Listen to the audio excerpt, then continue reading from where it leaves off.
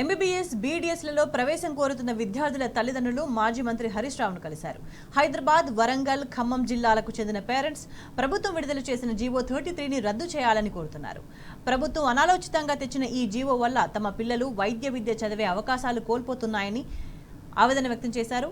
4 ఏళ్ల నిబంధన వల్ల తెలంగాణలో పుట్టిన పిల్లలు తెలంగాణలో నాన్ లోకల్ అయ్యారని తల్లిదండ్రులు తమ బాధను వ్యక్తం చేశారు. తెలంగాణ విద్యార్థులకు తీవ్ర నష్టం చేసే జీవో 33పై అవసరమైతే న్యాయ పోరాటం చేస్తామని మాజీ మంత్రి హరీష్ రావు హామీ ఇచ్చారు.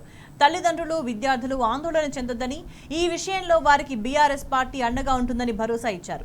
ప్రభుత్వం ఇప్పటికైనా స్పందించి స్థానికత కోసం కొత్త సమగ్ర విధానం రూపొందించాలన్నారు.